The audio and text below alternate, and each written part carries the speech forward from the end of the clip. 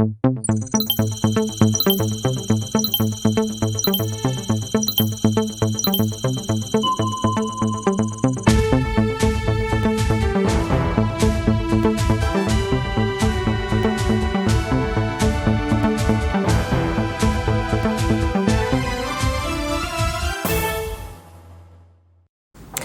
bureau de l'Assemblée nationale a été élu aujourd'hui. Il est composé de 2 questeurs, 10 secrétaires parlementaires et 6 vice-présidents. Élection tenue aujourd'hui donc lors de la clôture de la dernière session spéciale. Note d'orientation stratégique du référentiel national de développement 2021-2025. Les travaux d'approfondissement ont débuté aujourd'hui pour 48 heures. Les conclusions serviront de repère pour l'action gouvernementale au cours des 5 prochaines années. Et puis enfin au Mali, nous sommes seulement 3 semaines après la rentrée scolaire et les enseignants des écoles publiques du fondamental et du secondaire observent déjà un arrêt de travail depuis 48 heures. Le problème, le retard de paiement des salaires du mois de janvier.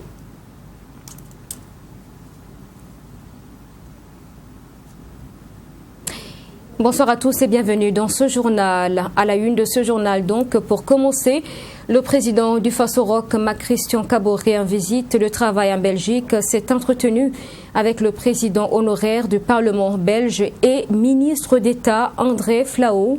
Au menu des échanges, la sécurité au Burkina et dans la sous-région ouest-africaine et sahélienne également.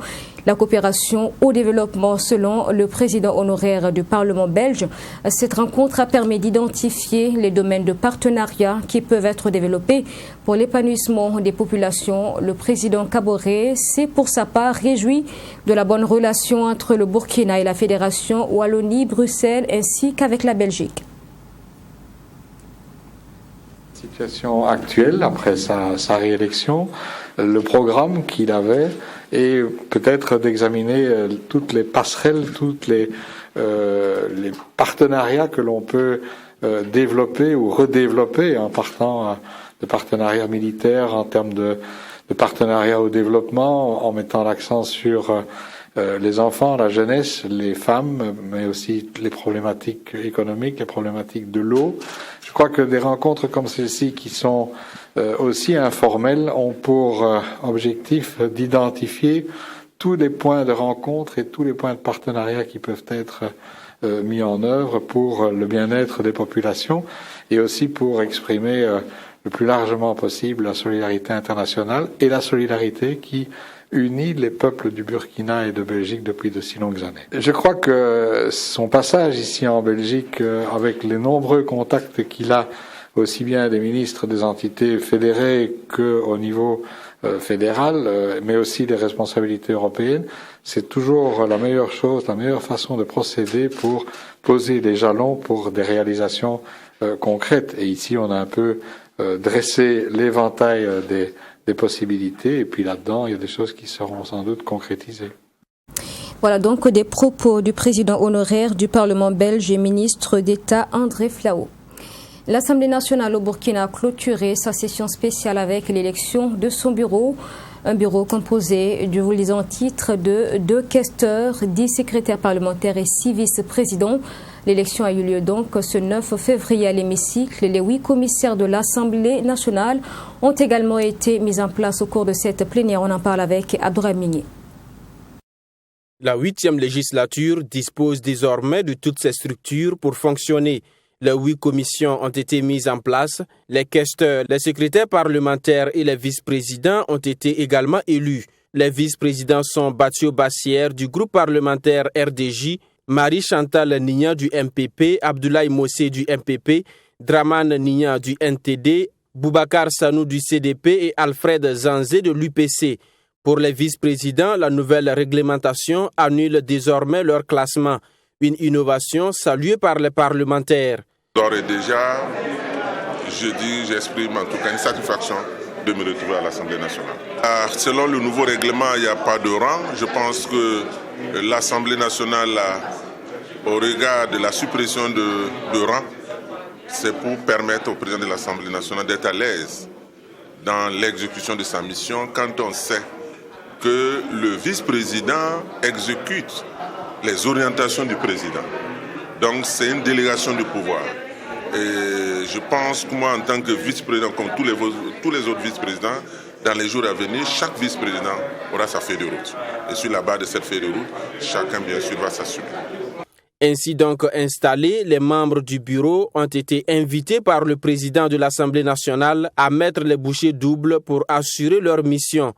Nous sommes désormais des élus nationaux et nous sommes censés pas appartenir à un parti politique quelconque. Ici, lorsque nous sommes dans ce hémicycle, dans cette assemblée, nous devons réfléchir l'intérêt des populations, l'intérêt du peuple burkinabé. Donc mettons nos clivages politiques, nos adversités, nos concurrences, voilà, si on peut appeler ainsi, de côté, et visons l'intérêt général, l'intérêt des populations burkinabées. Et si nous faisons cela, ce serait à notre honneur, et les populations burkinabées ne demandent que cela. Cette séance marque la fin de la session spéciale ouverte le 28 décembre 2020. Les élus nationaux sont attendus à l'hémicycle le premier mercredi du mois de mars pour la session des lois qui durera 90 jours. Mais en attendant, le bureau se réunit ce 10 février afin de prendre une résolution concernant le chef de file de l'opposition politique. Début ce mardi des travaux de l'atelier national d'approfondissement de la note d'orientation stratégique de référentiel national de développement 2021-2025 durant 48 heures. Les membres de la rédaction du dit référentiel vont produire un plan de développement en accord avec le précédent programme du président du Faso. Les conclusions des présents travaux serviront de repère pour l'action gouvernementale au cours des 5 prochaines années. Mametrena Kamabou et Abdourahim Tapsoba.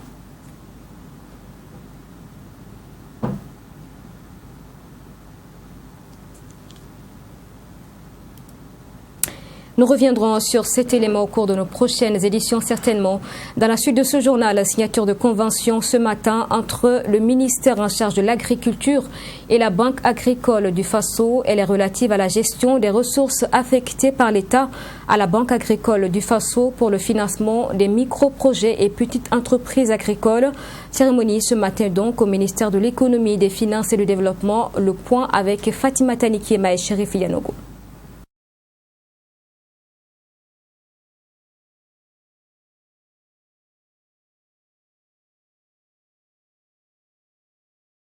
Plusieurs aspects seront pris en compte dans le nouveau référentiel national de développement R&D 2021-2025. Il s'agit notamment de la question sanitaire, sécuritaire ainsi que la question de cohésion sociale. Et ce document sera mis à la disposition du gouvernement d'ici à mars 2021. Il va également essayer de corriger donc des faiblesses qui auraient été identifiées dans le PNDS. Par exemple, le contexte aujourd'hui est est marqué par le Covid. Le PNDS avait été conçu hors période Covid, donc la prise en charge donc du Covid dans le système sanitaire donc n'avait pas été pensé. Certainement que ce référentiel va faire un clin d'œil sur ces aspects-là. Bien entendu, la question de la cohésion sociale, la question de la sécurité et ces questions-là vont être davantage mieux intégrées dans le nouveau référentiel qu'elles ne l'avaient été dans le cadre donc du PNDS. L'objectif du présent atelier de 48 heures est d'améliorer la note d'orientation stratégique du R&D. Ce référentiel qui servira de boussole à la conduite de l'action publique au cours des 5 prochaines années prendra en compte la décentralisation et le rôle des collectivités. Il pourrait y avoir donc des améliorations en lien avec la volonté donc du chef de l'État d'accorder une importance particulière à la décentralisation, au rôle des collectivités. Donc il pourrait y avoir aussi, bien entendu, il devrait y avoir bien entendu donc des actions plus fortes allant dans ce sens. C'est ce référentiel qui conclura le cycle de planification stratégique de l'étude nationale prospective Burkina 2025. Cela traduira aussi en instrument de planification le programme de société 2021-2025 du président du Faso, à en croire le secrétaire permanent du Plan national de développement économique et social, PNDS. Mais voilà, finalement, vous venez de suivre le reportage sur les travaux d'approfondissement de la note d'orientation stratégique du référentiel national de développement, donc 2021-2025. Dans la suite de ce journal, le ministre de la Jeunesse et de la Promotion de l'entrepreneuriat et de l'emploi a visité samedi dernier le lycée privé technique professionnel agricole situé dans le village de Goudrin, c'est dans la commune de Lumbila. Cette visite a été une occasion pour le ministre d'encourager les apprenants et de saluer la vision du promoteur Ami Valion avec la voix de Simon Wissou. Dans sa vision d'accompagner l'entrepreneuriat des jeunes, le ministre Salifou Thiemtouré a visité ce 6 février le lycée technique et professionnel agricole situé dans le village de Goudrin, dans la commune de Lumbila. Ici, les élèves sont formés en théorie et en pratique dans les filières telles que l'agriculture, l'agroalimentaire, l'agroforesterie, élevage et en énergie renouvelable. Quant aux élèves, ils n'ont pas manqué de doléances à l'endroit du ministre de la Jeunesse. Nous sollicitons auprès de votre bienveillance un soutien à l'équipement divers et en matière d'œuvre pour notre formation pratique dans ce lycée. Nous vous exprimons nos vives préoccupations lorsque nous aurons nos diplômes du BEP agricole, un soutien auprès de votre département pour créer des petites entreprises agricoles dans nos villages. Nous voudrons profiter de votre présence pour solliciter des stages pendant les vacances dans les entreprises agricoles du pays. Après la visite, le ministre de la Jeunesse se dit satisfait car pour lui, cette initiative va contribuer à diminuer le taux de chômage dans le pays et par la même occasion apporter quelques réponses à leurs préoccupations. Je suis venu, j'ai vu et je suis satisfait parce que cette initiative-là va participer donc du renforcement de l'employabilité des jeunes, comme je le dis, mais aussi va participer donc à la fixation des jeunes donc dans leur terroir. Parce qu'en fait, ici, il s'agit donc de rechercher un peu les potentialités qui existent dans cette localité et de former les jeunes dans ce sens-là. Il y a donc des entreprises, il y a donc des fermes et qui sont autour de Ouagadougou, qui sont au niveau du Burkina, qui peuvent accueillir ces jeunes-là et pour ou ne serait-ce que donc pour leur premier pas. Il y a aussi qu'au niveau donc du ministère, il y a la possibilité de donner des fonds d'accompagnement à ces jeunes-là. Pour le fondateur de ce lycée, ce sont des mots de remerciement à l'endroit du ministre de la Jeunesse. Il a profité de l'occasion pour étaler à son hôte la vision de ce lycée. La vision du lycée agricole, c'est vraiment de pouvoir résoudre les questions d'emploi, résoudre les questions de chômage, dans des domaines où le Burkina Faso a encore un fort potentiel, à savoir l'agriculture et l'élevage. Et donc dans ce sens, nous avons créé ce lycée avec 5 filières. La filière agriculture, et agroforesterie, agroalimentaire, énergie renouvelable et élevage. Donc nous avons pu mettre en place une formation avec pédagogique en nous inspirant vraiment des référentiels nationaux. Et nous offrons un BEP en agriculture et en élevage et un bac pro en agriculture et en élevage au bout de 3 ans. Le BEP c'est en 2 ans et le bac pro c'est en 3 ans. Le lycée privé technique et professionnel agriculture est bâti sur une superficie de 2 hectares. Il est composé entre autres de 4 salles de classe, 2 bureaux, un dortoir de 36 lits en plein chantier, une cantine et un biodigesteur. Et pour la première promotion, c'est une 50aine d'élèves formés qui sont attendus. Dans l'actualité au Mali, à l'appel des coordinations de la synergie des enseignants du district de Bamako, les enseignants des écoles publiques du fondamental et du secondaire observent depuis hier un arrêt de travail. Ils protestent ainsi contre le retard du paiement des salaires de janvier dernier. Cette suspension des activités pédagogiques intervient seulement 3 semaines après la rentrée scolaire en cours. Brema Soulo, notre correspondant au Mali, pour en parler. Les enseignants des collectivités sont en arrêt de travail depuis ce lundi dans la capitale malienne. Pour cause, le non-paiement de leur salaire du mois dernier. Effectivement, hier, les uns et les autres ont constaté que les enseignants des écoles publiques sont partis en arrêt de travail à Bamako, à Kaï, à Ségou et dans une grande partie de Bougouni. Et cet arrêt de travail est dû au retard des salaires, non-paiement des salaires. Vous savez, aujourd'hui nous sommes le 9, les salaires des fonctionnaires de collectivité ne sont pas faits. au regard de la législation en vigueur, à partir du 5, si vous n'avez pas votre salaire, vous avez le droit d'aller en arrêt de travail.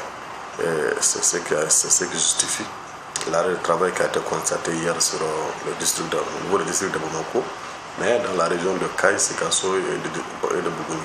Pour Ousmane Almoudou, cet arrêt de travail respecte les accords signés avec les autorités du district de Bamako.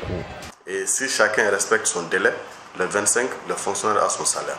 On ne comprend pas pourquoi à Bamako, il faut attendre le 5, il faut attendre le 10, souvent il faut attendre le 11.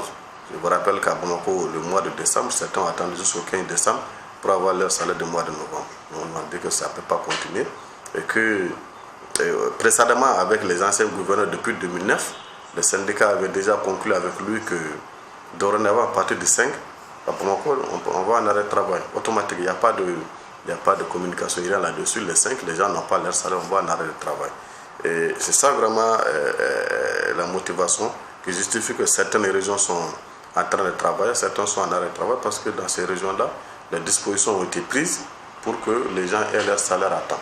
Ce n'est pas le cas à Bamako, ça n'a pas été le cas à Kaï, à Ségou ainsi qu'à Bougouni. Selon les enseignants, la solution à ces problèmes de paiement est le remplacement des financiers actuels par des enseignants financiers en fonction. Les gens qui sont en train de gérer les salaires des enseignants champfissent que les enseignants aient leur salaire ou pas. C'est pourquoi au même ministre, nous l'avons adressé une correspondance pour lui demander de nommer, n'est-ce pas, au niveau des académies, des enseignants qui ont des profils de formation des finances, des profils de formation de comptabilité, parce qu'on en a disposé énormément aujourd'hui dans l'éducation. Parce que si cela arrive, ça veut dire que celui-là qui est à Kaï, l'enseignant qui est à Kaï, qui a un profil de formation de finances, et qui traite les salaires des enseignants, il est obligé de faire du sérieux là-dedans. Parce que lui-même, il a son salaire qui est lié à ça. Si le salaire est fait à temps, il en bénéficie. Si le salaire vient en retard, les conséquences, il le subira au même moment que les autres enseignants. Mais c'est là qu'ils sont en train de gérer le salaire des enseignants aujourd'hui. Ça ne dit absolument rien que le salaire soit fait ou pas. Parce que eux, leur salaire est géré ailleurs. Et ils ont leur salaire vers le 18, vers le 20, vers le 25. Mais pour eux, ça ne dit absolument rien pour l'instant. Donc, dans ces conditions, on ne peut pas demander aux enseignants de rester en classe et revendiquer. Cet arrêt de travail continue jusqu'à ce mercredi 10 février. Ce mouvement a paralysé toutes les écoles publiques de Bamako. Et puis, vaccin contre le Covid-19, le nombre de pays qui s'en procurent augmente alors qu'un certain manque est d'actualité. L'OMS a appelé à une plus grande solidarité internationale en ce qui concerne l'achat de ces vaccins contre le Covid-19. L'organisation a également appelé ou a également demandé aux pays riches de cesser de conclure des accords bilatéraux avec les laboratoires pharmaceutiques. Reportage. Les vaccins d'AstraZeneca arrivent en Europe. L'Espagne a reçu ses premières doses, près de 200 000, qui seront administrées au personnel soignant. En tout, le pays devrait recevoir 1,8 million de vaccins du laboratoire britannique. Ils ne seront pas inoculés aux personnes de plus de 55 ans. La Bulgarie a également reçu des doses, près de 29 000 sont arrivés samedi, 120 000 pour la Pologne. La vaccination, un sujet suivi de près par l'OMS, qui appelle à une répartition équitable. Les pays riches sont en ligne de mire. La seule façon de faire face à une pandémie mondiale, c'est d'obtenir dès maintenant des parts équitables dans le monde entier. J'ai bon espoir que les dirigeants mondiaux réaliseront dans les semaines à venir que le fait de vacciner beaucoup de gens, puis que les pays les plus pauvres disposent ensuite de vaccins très limités, n'est pas vraiment la voie à suivre sur le plan économique, social, environnemental et même moral. Alors que le manque de vaccins inquiète les dirigeants, certains leaders européens se tournent vers l'Est. La Hongrie vient d'accepter l'administration du vaccin russe Sputnik V. L'Autriche et la Slovaquie se sont dit prêtes à participer à la production des sérums chinois et russes. Objectif, reprendre une vie normale le plus tôt possible, alors que les contestations prennent de l'ampleur. C'était le cas à la frontière germano-autrichienne ce samedi. Ce n'est pas une manifestation contre quelque chose, mais nous manifestons pour quelque chose, pour la liberté, pour l'avenir de nos enfants et pour la préservation de notre constitution qui a été à plusieurs reprises violée par le gouvernement autrichien au cours des derniers mois. La Suède et le Danemark ont annoncé développer dans les mois qui viennent des passeports vaccinaux électroniques pour faciliter les voyages mais aussi l'accès au sport, à la culture et au restaurant. Un sujet sensible, loin de faire l'unanimité en Europe. Et avant de refermer ce journal, nous avons la possibilité de revenir sur cette signature de convention ce matin entre le ministère en charge de l'agriculture et la Banque agricole du Faso. Elle est relative à la gestion des ressources affectées par l'État à la Banque agricole du Faso pour le financement des micro-projets et petites entreprises agricoles. Cérémonie donc ce matin au ministère en charge de l'économie et des finances. Le point avec Fatima Tanikiema et Chérif Yanogo. Selon les statistiques de la Banque centrale des États de l'Afrique de l'Ouest BCAO, publiées en 2020, la part du financement bancaire destiné à l'agriculture est de 3,5%. Un chiffre qui traduit la réticence des banques à accorder des financements agricoles. Pour pallier cette difficulté majeure que rencontre le monde agricole, la Banque agricole du Faso BADF a été créée en 2018. Et ce 9 février, le Fonds de développement agricole, un guichet spécifique au sein de la BADF, vient d'être ravitaillé. Et c'est une action matérialisée par une signature de convention. C'est-à-dire qu'à compter d'aujourd'hui, les agriculteurs burkinabés ont à leur disposition un instrument financier spécifique pour leur permettre de pouvoir travailler tranquillement, de pouvoir produire tranquillement et surtout de pouvoir transformer et écouler leur production. C'est un fonds destiné à tous les acteurs du monde agricole, qu'ils soient dans la production, la transformation ou la commercialisation. Aujourd'hui, l'abondement de ce fonds aussi va permettre aux transformateurs de riz paddy, parce que vous savez, il y a l'initiative du président du Faso, produire 1 million de tonnes de riz. Et là, ça va permettre à ces transformateurs d'avoir des fonds de roulement pour transformer le riz produit au Burkina. Les prêts qui seront accordés aux agriculteurs dans le cadre du FDA, Fonds de développement agricole, le seront à un taux maximal de 5%, selon le directeur général de la BADF.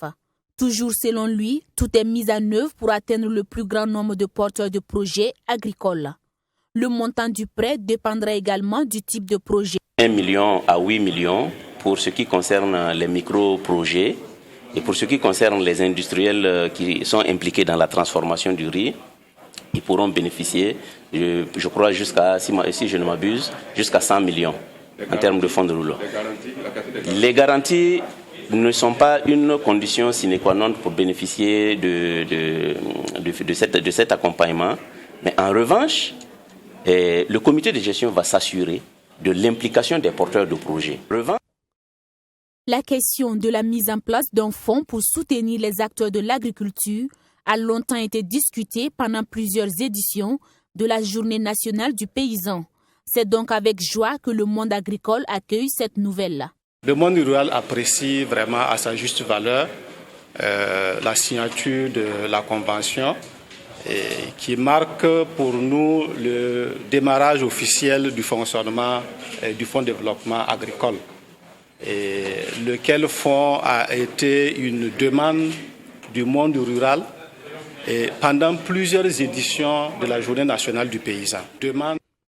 Le FDA, Fonds de développement agricole, interviendra principalement dans des investissements d'acquisition d'intrants, de matériel agricole, des unités de prestation de services et de soutien à la production, à la transformation et à la conservation des produits agricoles. Les projets de fabrication locale d'intrants ou d'équipements agricoles sont aussi concernés par ce fonds. En vue d'assurer une bonne mise en œuvre des missions du fonds, un comité de gestion sera mis en place, a annoncé le ministre de l'Agriculture. Voilà, fin de ce journal. Merci de l'avoir suivi. Bonne suite à notre compagnie. Bonsoir.